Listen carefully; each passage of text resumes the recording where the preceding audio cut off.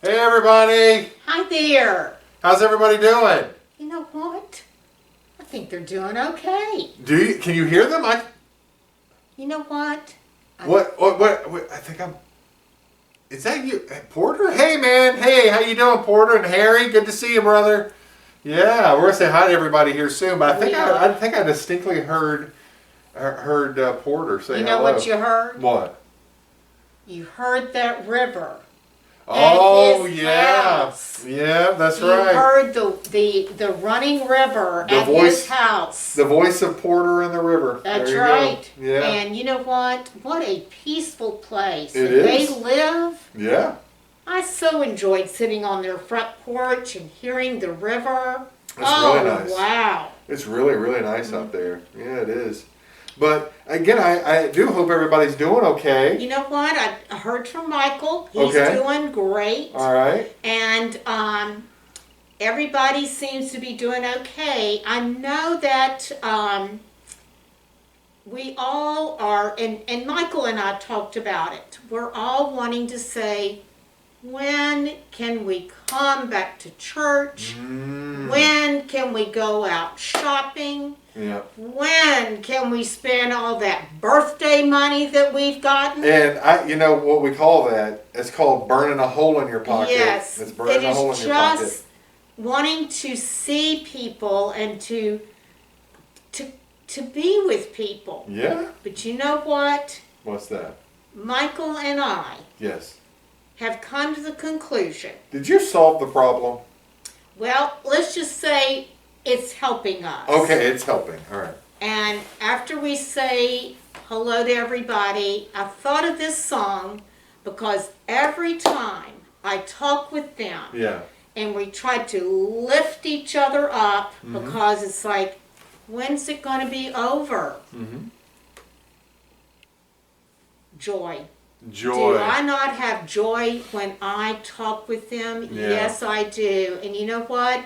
I hear them laughing too. So, you know, we'll sing about that. All right, we'll sing about joy. Yes, we will, because we all still need to be uplifted. Yeah. We all need to say, you know, we're doing the best we can. But let me tell you, as I told Michael, I am beyond proud of every single one of you. Yeah. Because you have listened and gone by the rules and regulations, and that's why. You being patient, you are not a patient. That's right. You're not putting other people at risk either. That's right. That's right. I am so proud of you. I cannot begin to tell you how proud I am. Yeah, y'all are doing a great job, so just y'all hang in there, all right? We're going to get through this. It's going to be okay. We are. We are. Okay. Absolutely. Yeah. So. Well, all right, so let's say hi to everybody. We got to do it. Hey, let's make it really hard, though. Okay. Let's do it in reverse. Oh, we're going to change it up today. We're going to do it in reverse. All right, let's see if we can do it. You know what? Okay, wait. Let me close my eyes and picture myself in the classroom. Okay. I got it. Well, now before we do the one who starts with a V, we got to do Miss D. Well, actually, we got to do it all up here because we. That's right. All right. So we're doing the reverse. I have to think about it myself. So the first group of people we say hello to surround us every day, and they help us in all ways. We want to say hello and big thank you to all the caretakers. Thank you, caretakers. Our heroes, because they take such good care of us. Yes, exactly. Absolutely. And they have to be patient with us that we're not patients. You know what? That's another group. Absolutely. Good for you guys to have been patient and uplifting. Yes, to really all of our friends. Absolutely. All right, so then after that, there's Miss D, Miss Dot. Hey, Miss Dot, good to see you. And Miss Diana. And Miss Diana. There we go. That's right. And then it would be to my right. Miss Violet, good to see you. So happy. And hello to her roommate, I love Sandy. you. And Sandy. Sandy, that's right. Hey, Sandy, good to see you. Do I love you again? Okay, I love you. That's right. There you go. Okay, and then next to Violet is Miss Jolene and Mr. Don. Good to see you. Yep. There you go. And then comes... But we have to do it in reverse, though. That's right, comes Porter. But in reverse before that, because we always say Porter than Harry. So then it has to be, oh, hey, Harry. Harry. And then and Porter. Hey, Porter. That's so right. Harry, then Porter. That's right. You're right. Yeah, that's right. And then there's Chris. Chris, our friend Chris. So happy to see That's you. Right. And I love you. Look, I went love instead of I. Love, love, love. There we go. So then Chris, it's Scott. Scott, what's up, Scott? Good to see you, man. Scott. Hey. And then there's Michael. Mike. Good to see you, Mike. That's right. And then wait, Jan. Miss Jan. Good to see you, Jan. Good to see you. Our music director. Absolutely. Right, we miss you. You can sing better than us. Yes, and know the words. Exactly. That's always important too. Yep. And then there's Patty. Patty, our story selector, our right. Bible finder extraordinaire. And our lesson. She always does. She always does our lessons. Yeah. She's a teacher. She's a teacher. She's a teacher. She's our teacher. Yeah. Yes, indeed. And then there's Flora May. Flora May, good to see you. Right. Yes, good to see you. Who taught us that great song. I know. Thank you, Lord God Jesus. I remember that. That's awesome. So we did it in reverse. Yeah, and we still got everybody. I think we did. Wait, did we did. Miss any? We did. No, we got everybody, didn't we? We did. Oh my goodness. It was very awesome. I like it. All right, so what's our song today? Because we were going to talk about joy and happiness and all kinds of things. Yeah. What do we want to invite people to sing for our first song today? You know what? When we think of joy, no. That we'll save that for Christmas. Joy to the world. Oh, okay. You know that one. That's one of my favorites. Yeah, but I like that one. that's or then there's the Three Dog Night version. I like that. Joy to the world. That's right. All the boys and girls. Joy to the fishes in the deep blue sea. Joy to you and me. You know, I had a lady that we did parish nursing together. Yes. And she was a retired music teacher. Yes. Her name was Miss Jane. Loved her to death. And I loved her to death too because I really like short people. And she was... Yes. So I'm real tall. She's real short. We'd make fun of each other all the time. Right. And she would do things like get little groups together and we would go caroling, for example. Yes. We would go see people in their homes and she'd lead the group caroling. And we'd also go into hospitals. Oh, nice. And so she had a version of Joy to the World that was like you sing in church, mixed in with the Three Dog Night version that we just sang. It was really great. So I love Miss Jane was awesome. She really was. That is great. Yeah. But no, I remember that one. Yeah. Oh, that was back. Oh my. Yeah, it was back in the day. Back in the day. Yeah. That's right. Yeah. So, but we can't do Joy to the World. No, and so anyway, I thought, because really and truly, again, we got to dig deep to find that during these days of uncertainty. Yeah. That's what I would say. Yeah, we don't know what's going to happen tomorrow. We don't. No, we don't. So. But you know, in some ways, do any of us know what's ever going to happen tomorrow, even when things are normal? Oh, Pastor Sam, you are so right. You know, so you're right because I think about I might have planned to do this, and this, and then something happens. Yeah. And changes all my plans. Things change all the time. I mean, I know we have masks on and we're like, oh, tomorrow I'm going to have to wear a mask or stay at my house or what have you. But even if we didn't have all of this stuff, we don't know what's going to happen tomorrow. The only person who knows the future is God. That's exactly right. And we've got to remember to keep the faith. Yeah. Let me tell you a little secret. You know why Debbie likes wearing a mask? She's saving money on makeup. More money. There we go. And you know what?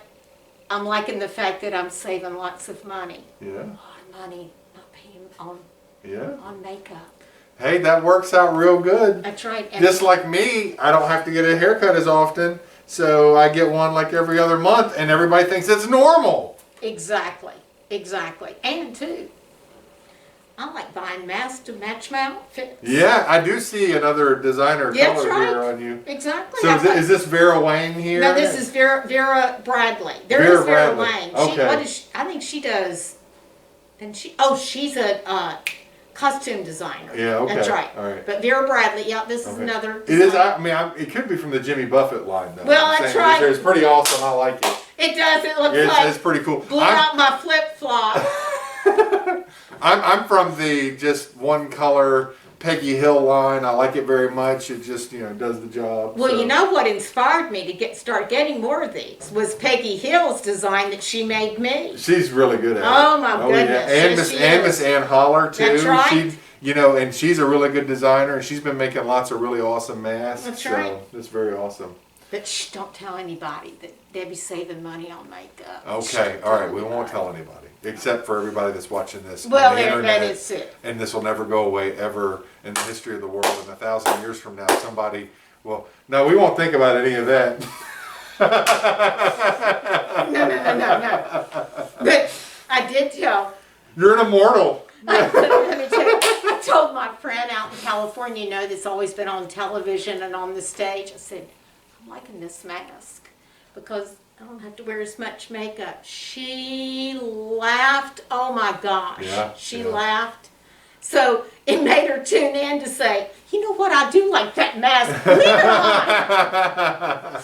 That's pretty cool. That's pretty cool. So what is our song? What is our beginning song for today? All right. So we talked about joy. How about this one that we have sung? I've got the joy, joy, joy, Ooh, joy. I like that. Down in my heart. I like that. I got that. Are you ready? We got it. And then we're gonna do the second verse too, because I like the way that one goes. You know what? I like that too. Yeah. Okay. Okay.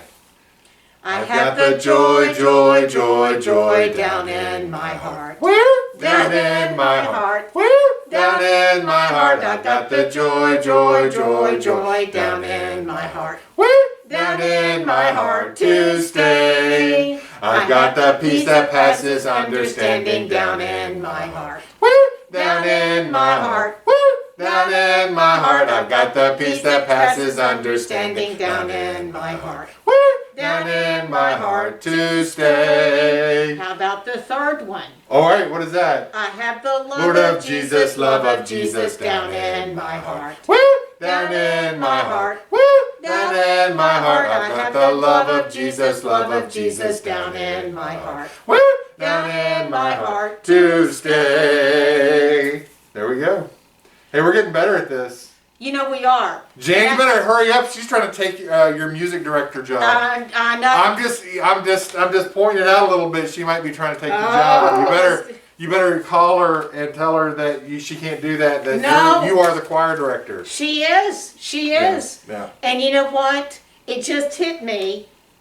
We sung this not too long ago, but you know what?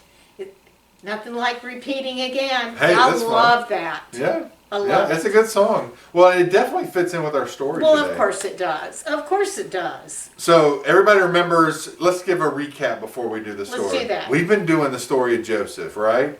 So we began, Joseph was young, Daddy spoiled him and gave him all the best stuff, including a fancy coat. And he really liked being spoiled, and he was kind of a brat. And he loved to tell his brothers how awesome he was, and he even had dreams that they were all going to bow down to him, and they hated him for it because he was just really not a nice person about it. And they eventually plotted to kill him. His brother Reuben comes along, he's like, no, let's not kill him. They throw him in a pit. They end up selling him into slavery. He goes down into Egypt. Things look grim, but then he is sold to Potiphar, and suddenly things start going well again. He works really hard, and he's a pretty awesome dude. He's smart. He's got the looks. He's got everything, the whole package. He starts rising up the ranks. Things are going well. And then guess what? Potiphar's wife, she wants to mess around. And you don't mess around. No, you don't. And Joseph's like, nope, I can't mess around. You are Potiphar's wife. Well, she lies on him. Potiphar has Joseph thrown in jail. Things couldn't get any worse. Suddenly, the baker and the cupbearer, or as I like to put it, the chef and the butler of Pharaoh end up in prison with Joseph. And Joseph interprets their dreams. It doesn't turn out so well for the baker, he goes, but the butler or the cupbearer remembers Joseph a couple years later, because he promised to remember Joseph, but he forgot. Yeah. But a couple of years later, he's like, oh, I know this guy named Joseph. He can interpret your dream, Pharaoh, because Pharaoh had a dream. And so Pharaoh's like, all right, bring him here. And Joseph is smarter than all the court magicians, wise men, interpreters of dreams that he had, all those fancy people with all their fancy magic degrees. Right. Hey, he does better. He interprets Pharaoh's dream, and he says your dream is basically, your set of dreams shows that there's going to be 7 years of plenty and 7 years of famine in Egypt. Wow. You need to prepare now and get ready.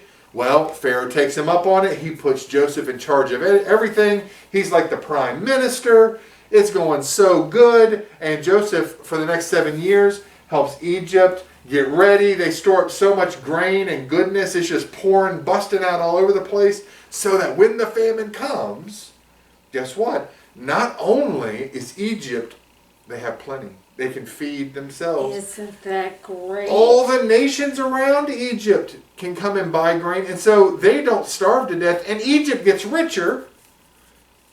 And that's where we pick up on the story today. Now, you remember, things are going really well for Joseph in Egypt now. But what about his brothers and his dad? Have we forgotten about them? You know, we did. We did. We forgot. Wonder what happened. Now we're coming back full circle. Wonder what happened to them. What do you think? Now, I'm going to ask you a question before we read this story. Uh-huh. If you were Joseph and your brothers hated you and tried to kill you and sold you into slavery, and if you ever saw them again, what would you say to them? Just be honest about it. You know what? I probably wouldn't want to even talk to them. Because when I have felt betrayed, I usually want to say, I don't want to do anything with you ever again. Yeah. You are not welcome to be anywhere in my presence at all. Now let's think about that for a minute. In feeling that strongly, I could feel saying that, that my heart got real hard. Yeah. Yeah. So I want nothing. Yeah. See, wait. I want nothing to do with you. Yeah. See, I felt a tightness. Exactly. That's why your heart gets hard. Your heart gets hard. Then. Yeah. It's exactly. It just kind of like it just clenches up. You can even feel it in your own chest when you get angry like that. Now think about that. Most of us probably would not want to see them again, or our heart would harden up. Yes, because the first thing I would think about was, you left me in that what was it? The ditch, the well. Yeah. You left me in that well. Yeah, and then sold me into slavery. And you sold me. I mean, you sold me to people like I was, just some stuff and not a person. Yeah. Well, now imagine if you felt like that, and then we're going to make it more complicated. Not only do you feel that way, you're really powerful. Oh. So you feel like, you're just you when you're like, get away, I don't want to talk to you anymore, because most of us, we have maybe a little bit of power, but not a whole lot, right? Right. Oh. But imagine feeling like that, and you've got all the power in the world. Remember, he was the second in charge. He was right under Pharaoh, and even later he'll talk about, I was a father to Pharaoh. He's like right on near that same level as the most powerful man in the world. Oh. Imagine feeling like that, and you've been given all the power in the world. What would the world look like then? What would happen to your enemy?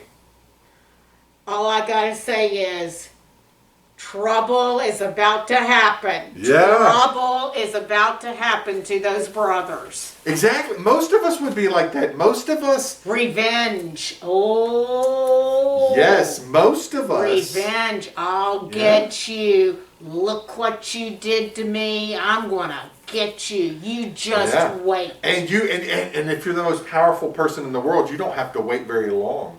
That's right. You could, Joseph, he had armies. Oh. He had people, he probably had guards that followed him around. Joseph could have just, if he ever saw him again, he'd be like, I don't like you, die. Exactly. He had that kind of power. To the dungeon. Yeah. I mean, to the dungeon or just right there.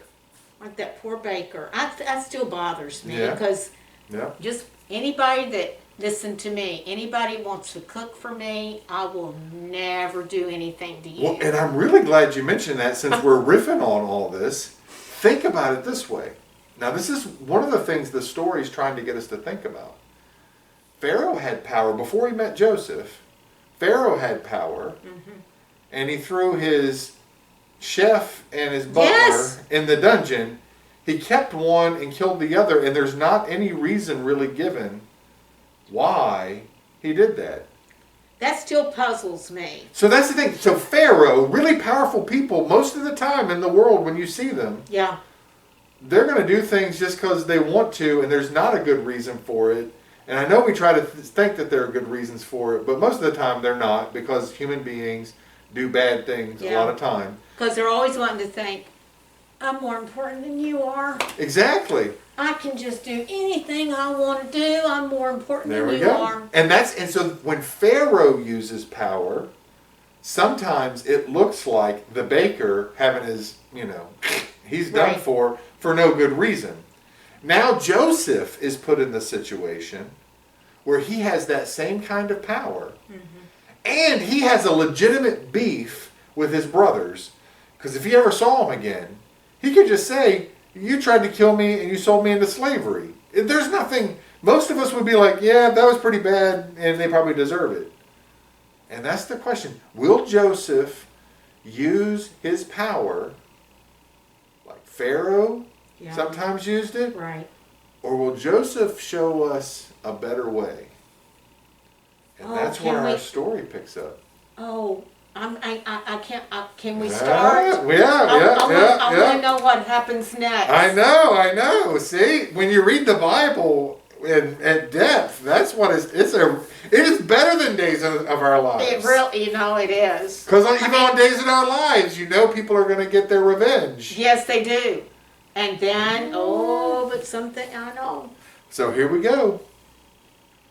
So you can read about this yourself in Genesis chapters 42 and 45.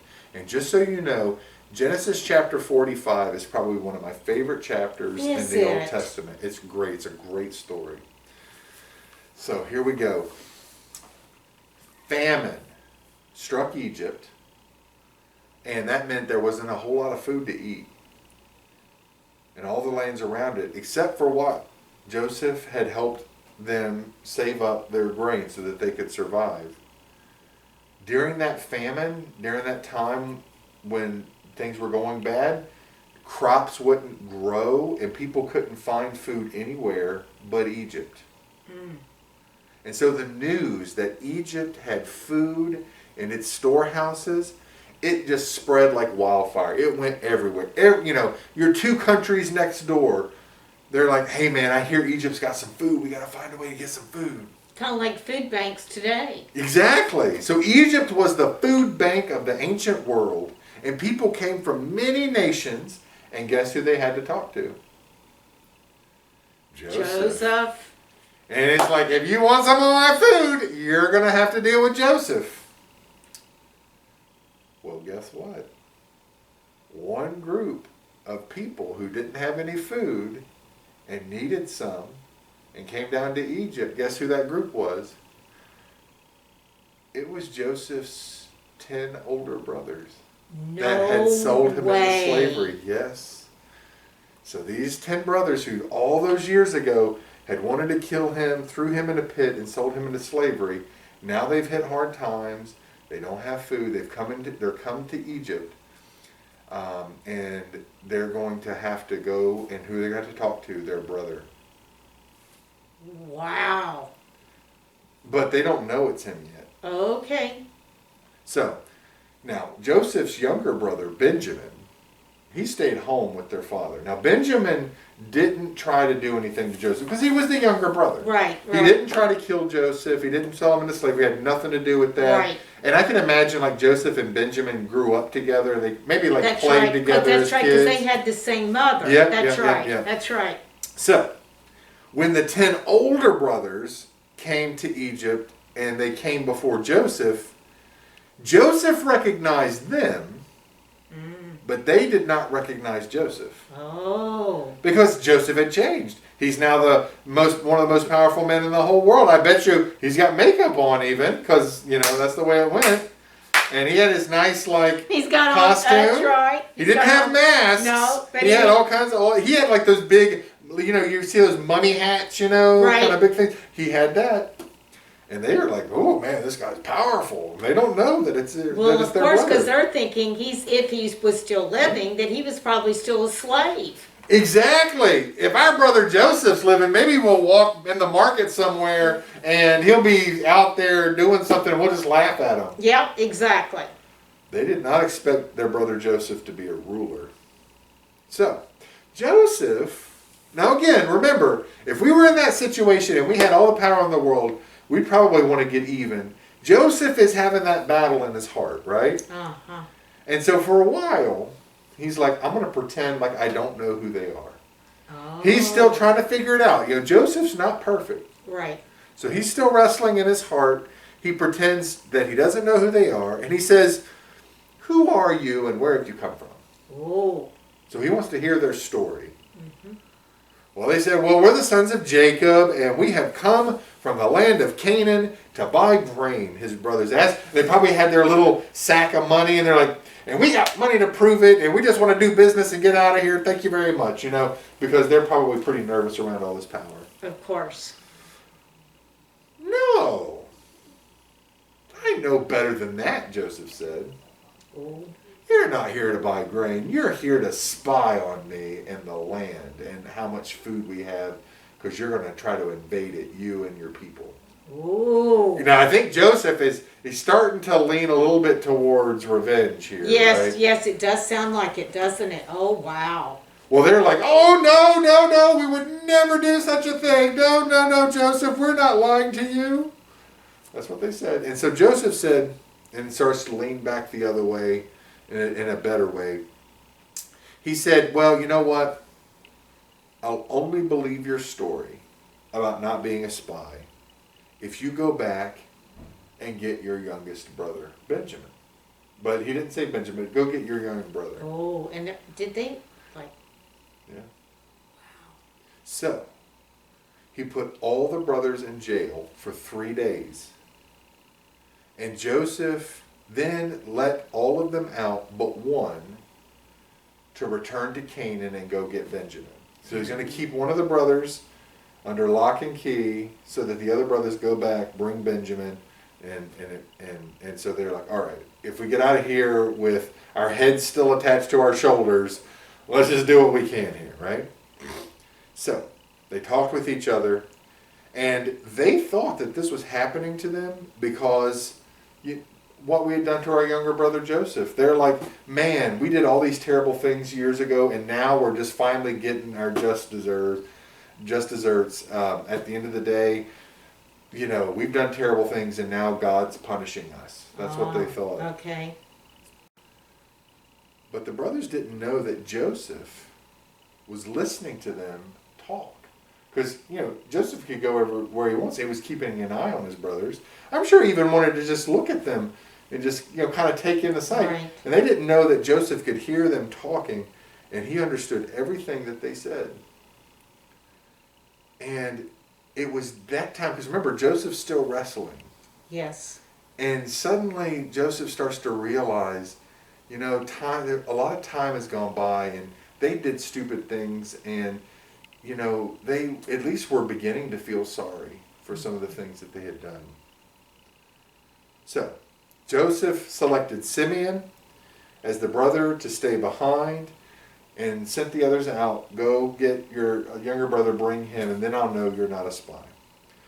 And then Joseph gave them grain to go back to their families. So he's like, I understand you're hungry, so go ahead. I'm gonna give you a little bit of this grain. You go on, because in his heart, he still loved his dad. Absolutely. He's like, here, man, you got to go feed mom and dad. Well, dad anyway. Sorry. And they're like, all right, well, we'll pay you for the grain, thank you, and we'll be back. He's like, no. He pretended to take it, and then he went and had the money put back in their bag. I can tell his heart's starting to turn a little bit, right? Mm-hmm. And it wasn't until they got back to Canaan that they discovered that the money was still in their bag. Oh. Yeah.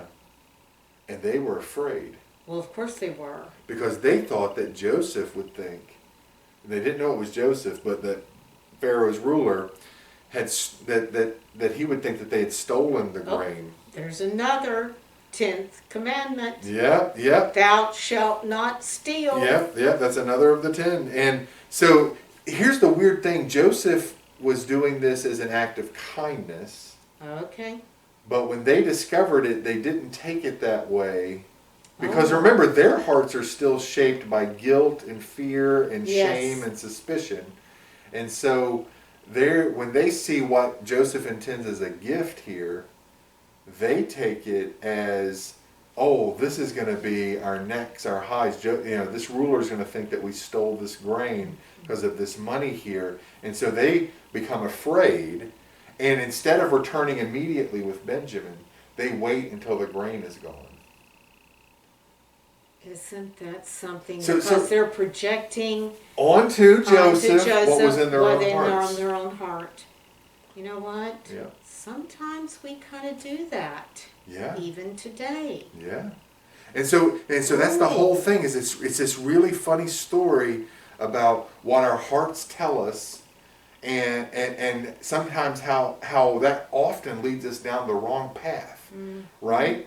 And it was jealousy once that led them down the wrong path of trying to kill their brother. Right. Now it's suspicion and fear and all these things leading them down the wrong path. Joseph is wrestling with that same. Right. There's a part of him that really wants revenge. There's another part of him that has love for his brothers and his dad, and knows that they are beginning to understand they did the wrong thing. And there's this wrestling match going on in everybody's hearts, and his brothers continue to give in to the wrong voice. Oh, okay.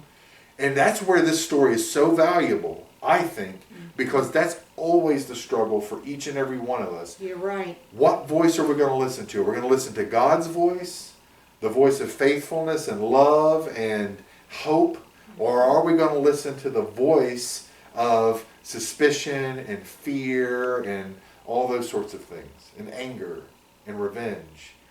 That's I'm telling you, better than days of our lives. You're right. So much better. You are right. So, grain runs out.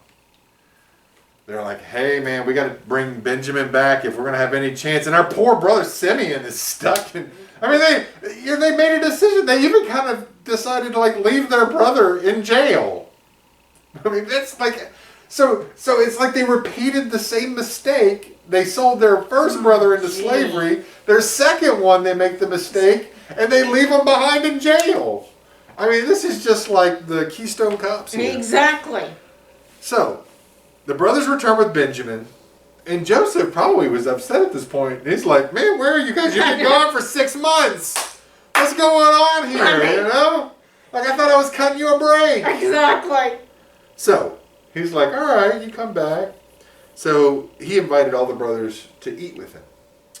And the brothers were afraid. They're like, "Oh no, Joseph's really mad now. This is our last meal. This is the last meal. We're done. What do we put on? What do we order? If it was your last meal, what would you eat?" It's like, "Oh man, I want a steak, please. A steak and a potato." There exactly. We go.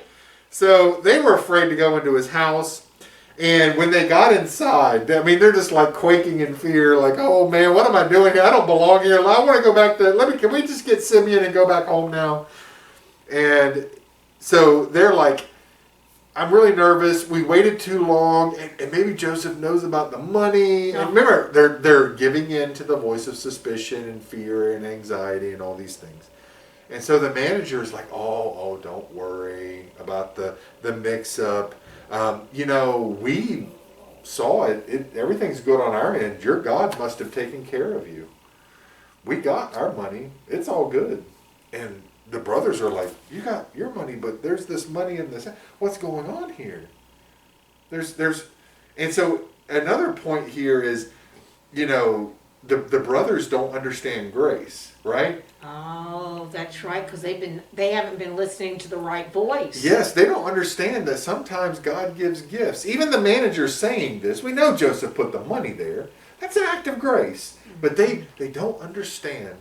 And like all of us, we don't understand how grace works. And they don't know what a random act of kindness is either. Yeah, because again, they've been listening to the wrong voice. Mm-hmm. So, Joseph came in. He asked the brothers, all right, you're back now and all this. How's your dad doing? Well, they said, our father is in good health. And then he asked to meet their younger brother, Benjamin. And when he saw Benjamin, the kid he grew up with and, probably played cops and robbers or the equivalent of that all the way back then, he started to get really emotional and started to tear up. And it got so bad, like his Egyptian mascara started to run. And he's like, he had to leave the room because he was just overwhelmed with all those emotions. Because here's the deal. His brothers have been listening to that wrong voice and they've been making all those wrong choices. Right. And what is the one voice that Joseph begins to listen to more and more and more? It's the voice of love, of hope, compassion, of even forgiveness, if I might say. And he sees Benjamin and he starts to listen to that voice and he's just overcome. Oh, wow. And so he has to leave the room. And so when he returned, Joseph told his brothers, sit down, we're going to eat. And he was surprised, all of them were surprised, that Joseph actually set them down in all the right order of birth. Oh, wow. Like oldest to youngest. Yes. And they're like, how does Joseph know this? Joseph's trying to send little signals, Right, and they're not... Like, are you finally going to recognize me here, right? They're not picking it up. Yeah. And then finally the time came. Now, Joseph... You can imagine, and all of us, we would have a hard time with this. Joseph finally couldn't keep the secret any longer. And he said, brothers, I am the one you sold in slavery. I am Joseph. Can you imagine, what a scene that was? And the brothers, and what would, now, if you were the long-lost brothers right. of Joseph, and Joseph said, I'm Joseph, your brother, we want like an Oprah moment where everybody's like, oh, and we all hug and all this kind of stuff. No, his brothers were terrified. That's what the Bible tells us. They were terrified. As well they should have been, because remember, Joseph had every right to get even, and he had all the power in the world to do it. Yeah. And two, they probably were terrified, shocked, yeah. Wait a minute. Yeah, how Last time we saw him, he was down in that pit and we sold him to be a slave. Yeah. Wait, we're not processing this. Exactly. And they were just, and they're also afraid for their own life. Yes. Going to prison, all these kinds of stuff. But Joseph said, no, don't worry about all of that. And this is one of my favorite lines. What you intended for evil, God used to preserve life. In Genesis chapter 50, he puts it this way, what you intended for evil, God used for the good.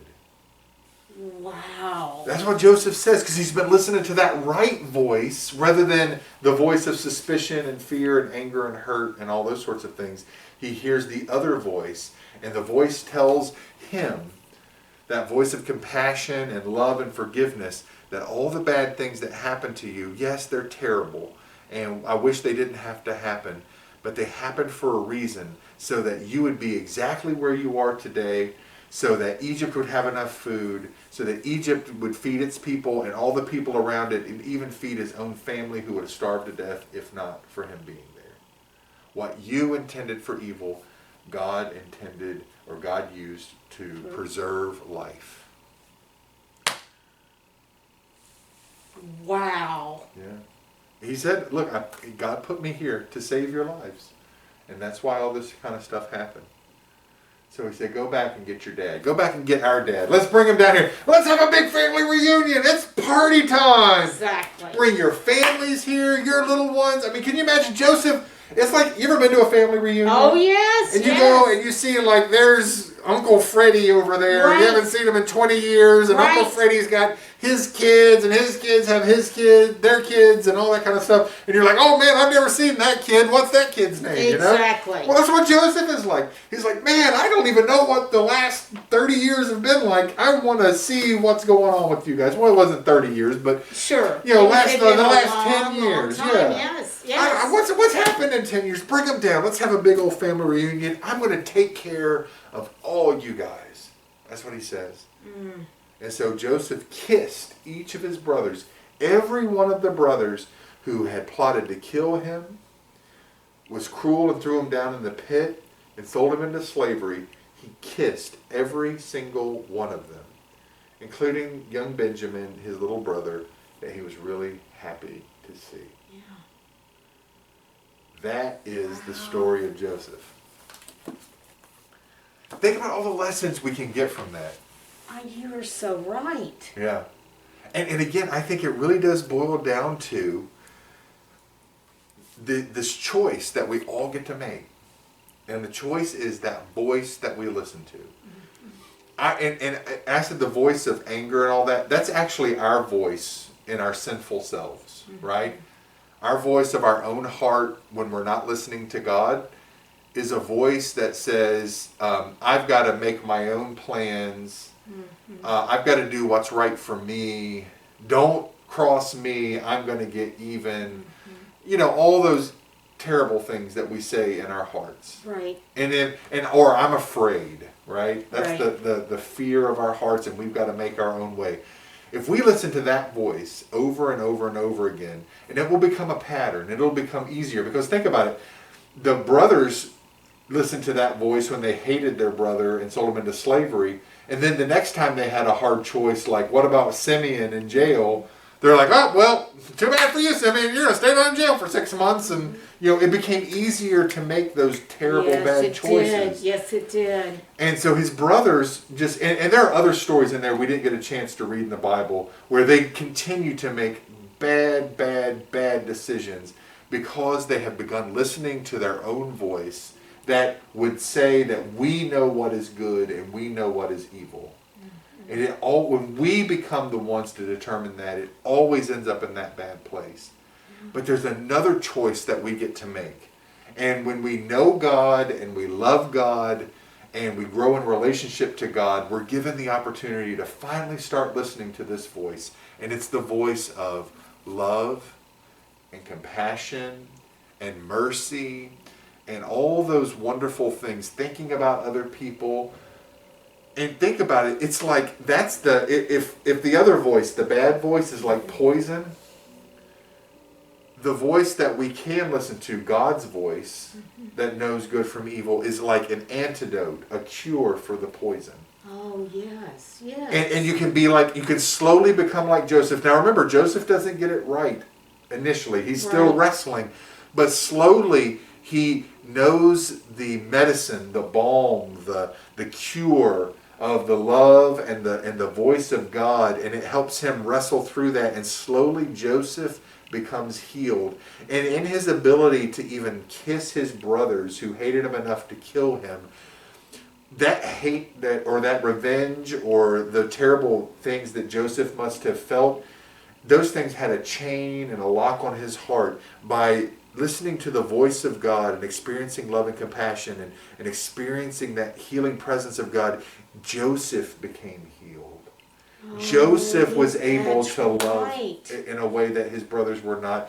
Joseph was able to give life and to be a life-giving presence for his family and for Egypt and everybody around him. That's the story. Oh, wow.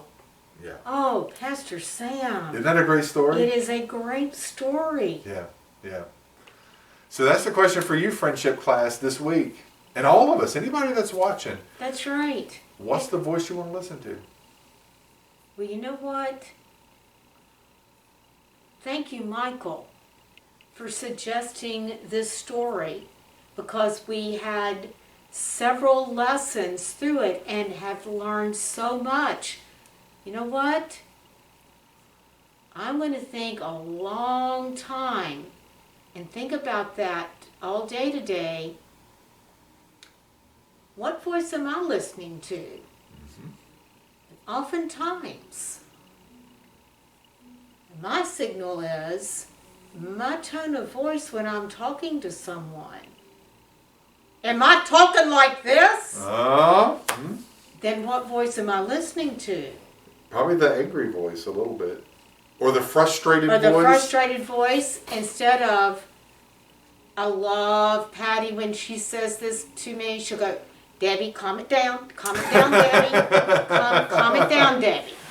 Yeah? And then I would be listening to the voice that has me talking in a more calm voice. Mm-hmm. Now, I'll be enthusiastic, but that has a different tone of voice. Yes, absolutely, absolutely. But it's that voice of love, compassion, joy, that's happiness. Right. You know, that voice of the presence of God always brings those wonderful gifts. It's like that one song, they don't know it, but it's the fruit of the Spirit is love, joy. It's love. The fruit of the Spirit is from the Bible. Yes. Is love, joy, peace, patience, kindness, goodness, gentleness, love, joy, peace, patience, kindness, goodness, faithfulness, gentleness, and self-control. Oh, yes. Remember those signs that we had and that one of our former teachers, Cindy, she now lives in Myrtle Beach.